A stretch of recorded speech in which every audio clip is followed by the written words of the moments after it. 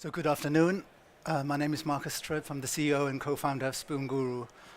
We are an AI-based food search and discovery platform, and our mission really is to help people find suitable products and recipes for their specific dietary requirements.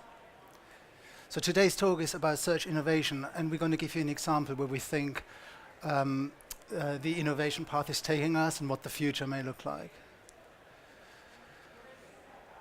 So to give you some context, the retail landscape is changing rapidly, and it's highly competitive. 92% of shoppers now prefer stores that offer a mobile experience, and 50% of shoppers say they shop elsewhere if they can't find suitable foods within their retail environment. And 47% of shoppers expect a highly personalized service. So the industry really needs to respond to consumer demand, and the industry needs to respond very quickly. There's a lot of innovation. As you know, Amazon is moving into the space, and traditional retailers really need to embrace technology in order to provide a much, much better shopping experience for their consumers. So there's been a lot of talk about personalization in recent years. But what personalization really means is segmentation. Today, when you have a personalized experience, what that really means is you're being put into cohorts or into buckets by retailers or other digital experience providers.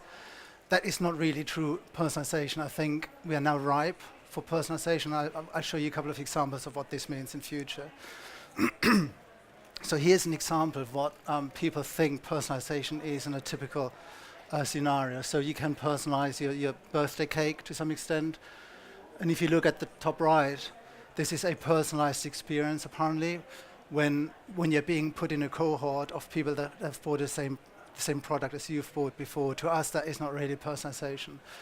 And I don't even understand the relevance of this to some extent. If by personalization, I really mean I want to have highly relevant choices brought to me. I want a service provider and a retailer to understand what it is I like and what I don't like and make specific recommendations, not really show me what other people may have bought or may have liked. Here's another example of personalization. So Ryanair knows when my birthday is, which is nice. It's a nice gimmick, but it doesn't really meet my core consumer needs, and it certainly doesn't influence my shopping behavior. We really believe it's time that we acknowledge that everybody is unique. People have individual requirements, and through their interactions with retailers online and offline, retailers are able to measure those interactions implicitly and explicitly, and they should really use this data to produce a highly personalized service down to the individual level.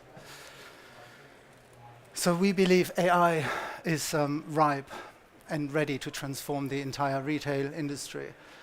There are 5 major trends in technology. AI is one of them: robotics, cloud computing, VR, and IoT. But AI probably has the biggest impact out of all of them. So AI can impact the entire shopping experience, not just online. It can really be a transformative force across the entire omnichannel shopping experience. So here's some context. Consumers' requirements are getting increasingly complex. People choose to go on specific diets for a number of reasons, whether it's for religious reasons, for health reasons, for medical reasons, for aspirational reasons.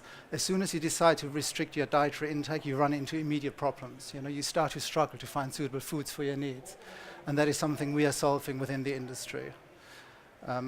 People run into immediate frustrations as soon as they decide to go on a restriction diet. It's often more expensive, it's incredibly time-consuming, it's frustrating, it's cumbersome, and sometimes there is even an impact on their social lives, where people stop getting invites to dinner parties. Allergy UK published some studies last year which showed that 66% of people with allergies have a difficulty when it comes to grocery shopping. It takes 30% longer to shop, and your household expenditure goes up by at least 10%. And we think in this day and age that is simply no longer acceptable. So this is another stat that always blows my mind. 64% of the world's population is now on some form of exclusion diet. 64% of the world's population is actively trying to reduce foodstuffs from their diet.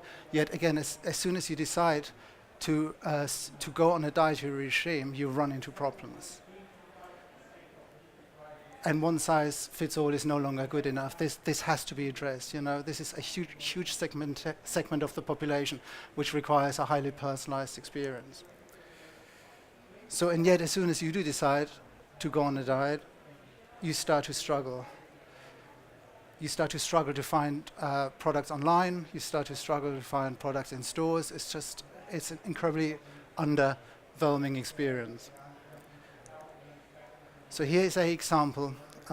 What happens today? Here's a typical shopping experience when you go to any popular supermarket, really around the world. You go online, you punch in gluten-free vegan sausages. Sainsbury's here, for example, finds more than 500 search results, but none of them are suitable. Third one, this one contains chicken. This one contains pasta. This one contains pork. This one contains pork. This one is a chocolate bar. And again, this one contains pork. So it really is quite remarkable how ill-equipped supermarkets are to respond to consumer needs. So out of the 505 products Sainsbury's finds for gluten-free vegan sausages search, 19 out of 36 are not sausages. Only 15 are actually gluten-free. Only three are suitable for vegans. They cannot find a single accurate search result.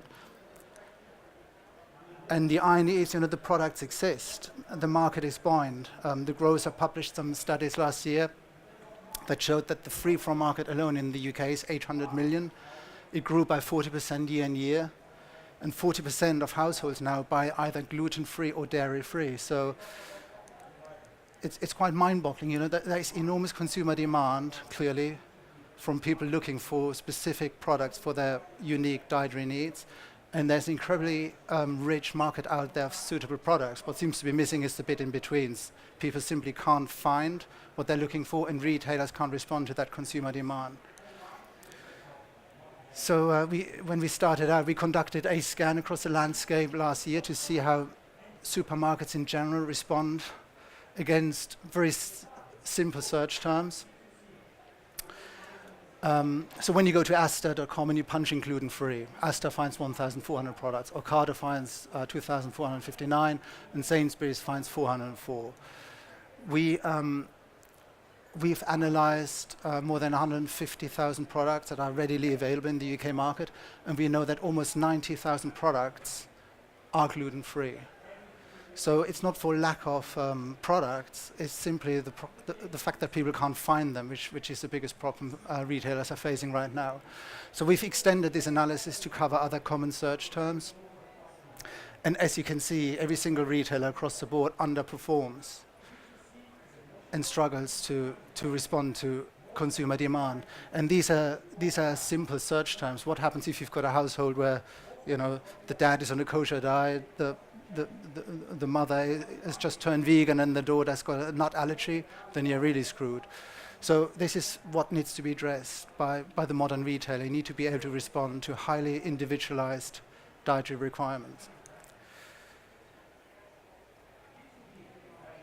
And AI and machine learning has the capability to provide a service that allows people to find exactly what they're looking for and helps retailers to respond to that consumer demand. So Spoon Guru has developed an algorithm.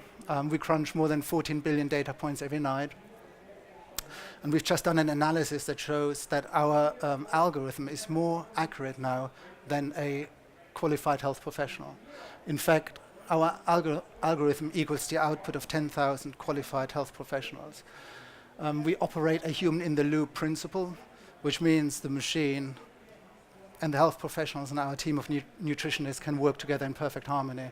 We have no ambition or intention to replace health professionals with algorithms, but we think by combining the two, you've got a phenomenal opportunity to produce highly scalable and robust and accurate services the retail industry can use in order to provide highly personalized shopping experiences. So we are crunching an enormous data set. We are servicing millions and millions of customers with this capability, and to date we've had zero error. And when you also support people who are affected by allergy, there's zero margin for error. You know, as you can imagine, somebody with a nut allergy or celiac could get hospitalized or worse if you get it wrong. So we take accuracy incredibly seriously, and that's why we're really pleased to get results like this. So in May last year, we announced a partnership with Tesco, world's second biggest supermarket. And Tesco uses Spoon Guru now to power its entire online search for dietary searches. And we're really happy to be able to share some of these results with you now. So we did a similar analysis for Tesco before and after they started working with us. And we've basically supercharged Tesco's entire product catalog. We've made it discoverable, searchable, and shoppable. And this has given Tesco a huge advantage in the market. It's really allowed themselves to differentiate themselves, and it's really allowed themselves to respond to rapidly growing consumer demand for these type of services. When Tesco approached us, they told us they recognized the problem. From their own data, they knew that at least 55% of their own customers had dietary requirements which they could not satisfy. So they're really pleased to be able now to respond to their customers. And to give you a very crude example of what it is, what we do for them, Tesco send us the entire product catalog every night. We run their products through our classification engine, and we clean, optimize and enhance their product data to make it searchable and discoverable for shoppers. So until Tesco started working with us, they knew this specific product. They really only knew it was suitable for vegetarians because it said so explicitly on the label. When we send the metadata back for this specific product, they now know it's kosher, it's low sugar, it's also suitable for people on a vegan diet. If you're on a 6-food exclusion diet, it's suitable for you. We supply more than 180 dietary attributes at product level, and this specific product was enhanced with an additional 128 dietary tags to make this product searchable for people who are looking for specific products who have specific needs.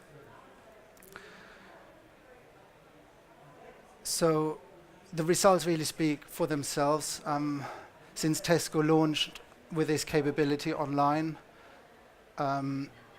they've seen a direct impact on the performance of their business.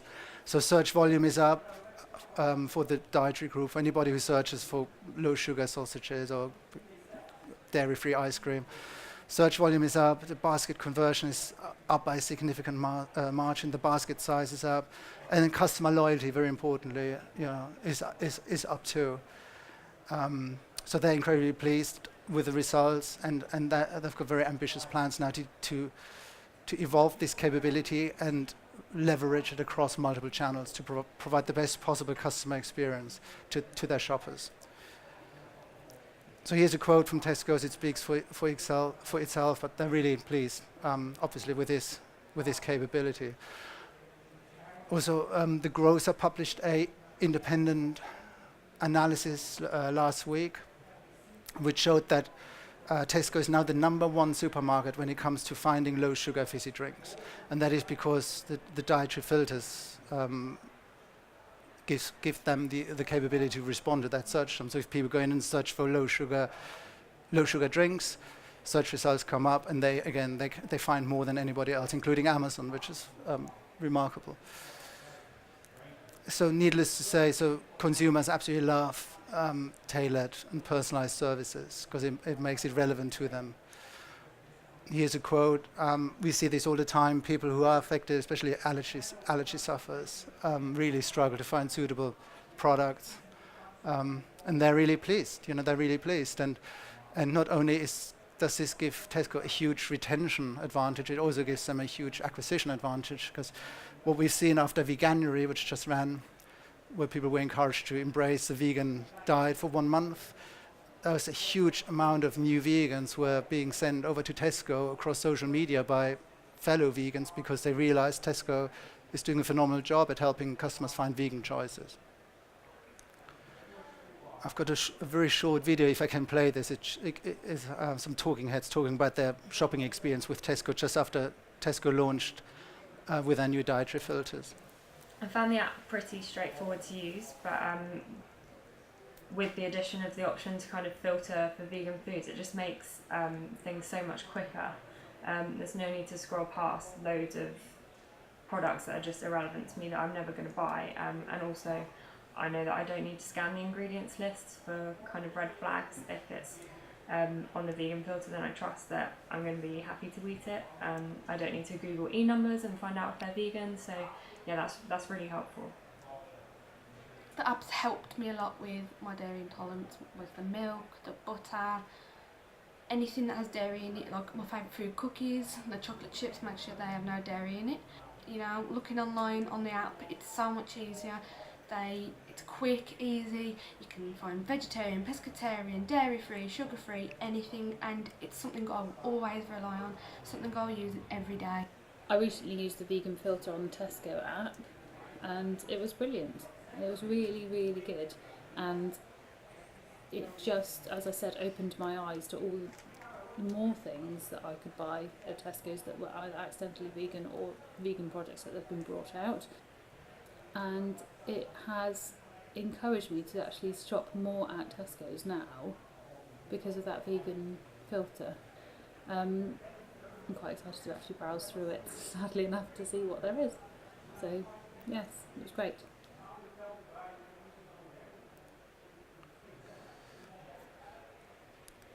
So we're really pleased, when we get feedback like this, because that at the start of our journey was a problem we've become aware through personal circumstances. But as Nick said, I come from a completely different industry, but I became aware of this problem through my wife, who's got a number of allergies and intolerances, and I saw her once again in the supermarkets trying to work out what an E204 was, and and at the time I got together with my co-founders, and we basically said this is just crazy in this day and age that people can't find suitable products. Google is mapping the ocean floors. Elon Musk is talking about putting somebody on Mars within our lifetime, and you can't find gluten-free sausages. It's crazy. So we got together, and we're really pleased, that Tesco validated effectively that we've built something that can be scaled, rapidly and enormously, but more importantly, that it's working. It's working for people. It's not a marketing gimmick. It's reliable. It's robust. It works. And we've done more research into this space because fundamentally all we are driven by is understanding what friction points people have, what problems they have, and we see whether we can use technology to help people overcome those friction points. That's really all we do. We are a technology company that responds to requirements, and feedback like this is incredibly encouraging. So 89% of users say it makes it's actually improved their quality of life, which is a phenomenal achievement in itself. 94% say it simplifies the whole food search process. And our net promoter score is 63, which is phenomenal in itself. So we are outperforming pretty much all supermarkets, and including big digital giants like Facebook and Google. So this is very encouraging for us. So personalization really is not about putting people into buckets. It needs to be much more granular than that. In fact, we believe personalization means a segment of one. Whatever Herbert here wants or doesn't want, if it exists, it needs to be surfaced and made available and promoted to him. And I've been a vegetarian for 20 years. I still get my supermarket promote Christmas turkeys to me, which is crazy. I've been with that supermarket for the last 20 years. They know my shopping history through implicit and explicit interactions, and yet they waste real estate really by promoting stuff to me that's not relevant, which is crazy. And I'm more than happy to click buy when I see something that's relevant to me. So this is what needs to change, and technology is now available to provide much more relevant and adequate services and shopping experiences. So the online experience has already been transformed by AI and machine learning capabilities. And we want to take a quick look now at where this is going and what the future holds for AI-based technologies. So we really believe that the walls between the channels are going to disappear over the next 2 years. Omnichannel is a buzzword, but it's not really a reality yet. We really believe retailers will move to a stage where they have a truly single view of the customer, where they can segment the customer data to provide highly targeted services, and where they can follow the customer across multiple channels to provide the best possible shopping experience. So if you've added something to your shopping cart at home, you should be able to pick it up in a store, and as you walk through the different channels, the retailer should be able to track you and follow you and make sure you don't have to register twice or have multiple logins even, which is even worse. This type of technology Tesco is now using online, which we provide them with, will get integrated into native apps. So as a shopper walks through the aisle, they will be able to instantly see whether product is suitable for their profiles. Also, we believe there's huge potential to improve productivity in customer service, in-store customer service. So as you walk into your physical store and you try to work out where the gluten-free pasta is because Auntie Mary is coming around for dinner, the store staff should be empowered to tell you it's over there in aisle F by just tapping into this capability. They won't even require training. They can just look up where the gluten-free products are via their app and direct people to the most relevant section within the store. Scan and shop is coming. It's in a lot of stores already. Everybody is talking about the till-less experience, the Amazon Go type model, where you walk into a store and walk out without having to see, having to hand over money. So this is coming, and again, there's a huge opportunity as you scan something and put it into the basket. There's a huge opportunity to tell you immediately whether something is suitable or not, and more importantly, provide a better shopping experience. Because if something isn't suitable, a suitable product is probably within your proximity, and this type of technology will help you find where it is. Not only will it tell you if it's not okay, but it will actually tell you where something more appropriate can be found within the store. And finally, this is obviously, everybody wants to know where's the ball going to drop in 2 to 3 years' time. So 60% of millennials only use voice now to search, which is remarkable in itself. With Alexa and Google Home and all these, voice-activated search bots at home.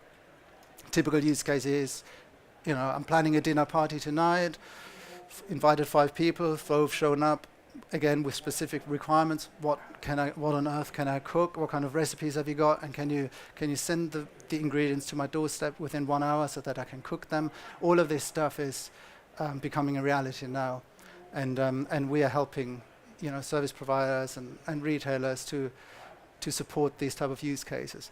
We really believe fundamentally everything, it will boil down to 2 things: personalization and convenience. You have to make it relevant to me, and you have to make it easy. Tesco is experimenting with 15-minute delivery slots now in Farringdon, and we've just been to Shop Talk in the States, where a lot of retailers are rolling out 30-minute delivery slots, and they're going to bring it down. It's going to come down even further. So, literally from hitting add to basket to somebody ringing your doorbell, it will come down to 15 minutes or less in the next few years. But again, it has to be relevant. It has to be personalized to me. So, so to summarize, the retail of the future will have to provide a highly tailored, personalized shopping experience to their customers across all channels. And the fact that customers should have to struggle to find suitable products for their needs is no longer acceptable. Technology like AI is making this available. It exists now. There are a number of service providers out there that provide and support this type of technology, and retailers need to respond, and they need to respond rapidly to support the modern omni-channel customer. Otherwise, they fall behind. And that's it. Thank you.